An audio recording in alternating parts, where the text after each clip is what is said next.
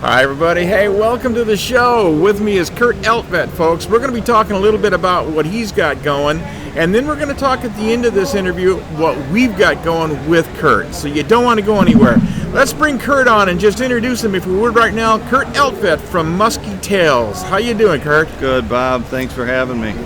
So tell us a little bit about Muskie Tales. You guys are kind of neat in what you do. Yeah, Muskie Tales, we're a retail tackle shop up on the chain of lakes just south of the Wisconsin border. Covers a lot of water there up there on the chain, but we're unique in the fact that, number one, we're on the water, so not many tackle shops on the water up by us, but we kind of expand a lot of the different services into kind of what we get into. Aside from live bait and product, we get into a lot of other things. Now, in addition to that, you and I have talked in the past, you cater to more than just muskie fishermen. Although muskie fishing is becoming a big thing on the chain, you really cater to bass and the walleye fishermen and the whole shooting match. Yeah, Muskie Tales started back in 2004 as really just a muskie tackle shop, and then when we had the opportunity to get on the chain of lakes, because there are so many other species there, we kind of had to fall into that, and yeah, we encompass a lot of different product and different species now, so it's I've learned a lot as we've gone along as to what else is out there besides muskie, because that's all I've ever known myself. So one of the things I find interesting is you guys do podcasts. You are actually in the social media realm, and you're talking and teaching to people on a weekly basis. So yeah, we've taken a little break from it with the COVID stuff going, but we're going to get back into it a little bit more as we go. But yeah, the whole idea is expand the social media, do a lot of marketing in that regard. But we have some other elements and future plans of the future business that will really kind of encompass all of that to kind of promote and bring a lot of things together in the fishing and hunting world, actually. And you cater to muskie fishermen as well as others, but muskie fishermen that travel all over, so they're buying lures from you, they're getting information from your pro staff. These people are taking full advantage of the knowledge that you compel, or your team and staff compel onto these people, which is really interesting. Tell us a little bit about, if you would, the chain itself. How is the chain, the layout of the chain itself? So you've got several, so probably 7 different lakes of main bodies of water up there. There's more. I think it's 12 actually altogether if you include some of the south waters. But yeah, they're all kind of connected. And we're on the furthest north end of the chain. So we're on Channel Lake. Is where our boat launch property sits, which is primarily a lot of the most popular area for the muskie fishing. Channel Lake, Lake Marie, Catherine, so those are some of the targeted waters for muskie. But yeah, that's kind of where we sit. But yeah, there's the chain of lakes covers a lot of water. It covers a couple different counties actually.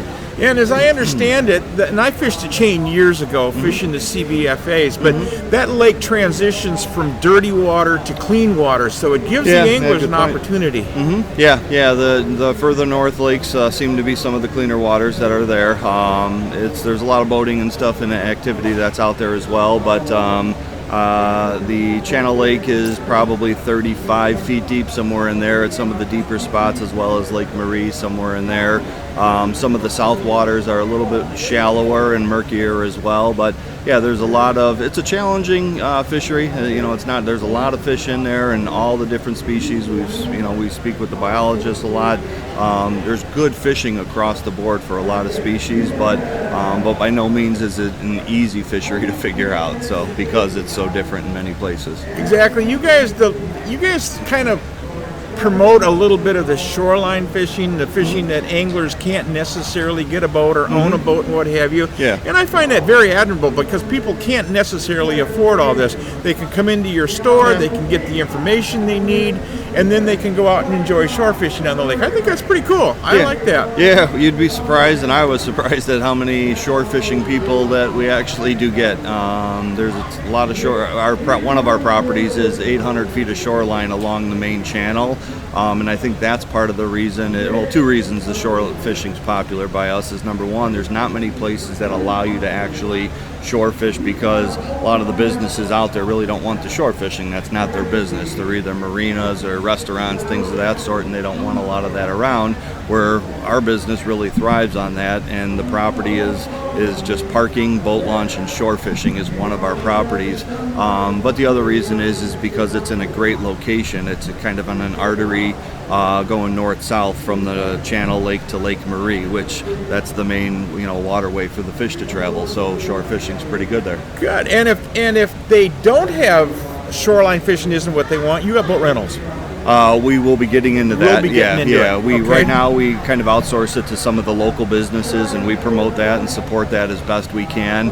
But because of the demand, I constantly have people coming in asking for boat rentals. So we've obviously understand the business model, and we'll add that. And probably this year we'll add, I think, 3 boats we're adding for boat rentals. Well, we might have been a little premature in that, but the bottom line is it's there. You're focusing on that side of the business. Absolutely. In addition to that, inside your facility itself, on location, you have a host, and we can't go through all of them, but you have a host of pro staff fishermen that help you with many different facets of the organization, I assume. Absolutely. Yep. Yeah, we got a great team and supporting cast, and a lot of them are involved in different species and backgrounds. Violet Talley's on the bass side of things for us, and she's a big supporter in many ways. She's part of an organization called Mutiny Bass Anglers as well. She fishes that circuit. But yeah, our team, we've got a great supporting cast. So. Now you mentioned another bass club. What kind of bass fishermen, fraternity-wise, or clubs or tournaments take place on the chain, other than our team fishing circuit, which will be coming in there in the fall? Yeah, we're excited about that. But locally, there's a couple different bass circuits that fish the chain in different locations. We host the Mutiny Bass Anglers. I think there's 8 tournaments a year that we have for them.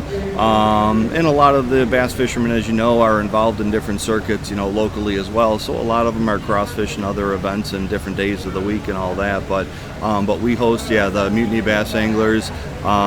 Typically about 40 teams, each event come out for that. And it's a lot of fun, and we see some great weigh-ins. So. Awesome. Yeah. Now let's talk a little bit about Team Fishing Circuit, because Team Fishing Circuit is coming in, and we're going to be hosting hopefully 150 boats out of your facility. Hopefully these anglers will go on the water. They'll perform well. They'll come out of there with a number of fish, and one of your local anglers is going to go home with, well, 2 of them, because it's a team, going to go home with $40,000 on a full field. How does that sound? That sounds exciting. That does sound like for me fun. and them. So now we're unique in the way we run our tournaments. Yeah. We've talked about this before. We had 150 boat field. They go out on like 30 boats a day, so we don't pressure a system. We come into a lake, our 30 boats disappear quickly. They're not pressuring the surface with 150 one day and then 5 days in a row. So we find that very advantageous, and we think it's going to be a blessing. Your DNR was very open to what we're doing and how we do it, so we're excited about coming to the chain. Yeah, we really are. I'm looking forward to it in a big way. Hey folks, I'm telling you right now, you want to be here August 1 through the 6th at Muskie Tails on the Fox Lake chain in Illinois, because Team Fishing Circuit is coming, and these anglers are going to come. You mentioned Violet. We've interviewed Violet, very interesting individual, and she says we're going to have a huge field. So we're looking forward to that. Anything you want to say on your way out of here, because I really want to say thanks for coming on, taking the time to talk to us, and anything you want to say to wrap it up? No, we're just excited to start, kind of working towards the goal in August of filling the field and having some fun with that. So it'll be a great opportunity for us, and I appreciate, the chance to do so. Well, we appreciate it as much as you do. I got to tell you, folks, that Kurt stepped up. We go out and campaign facilities that we can put our tournament in.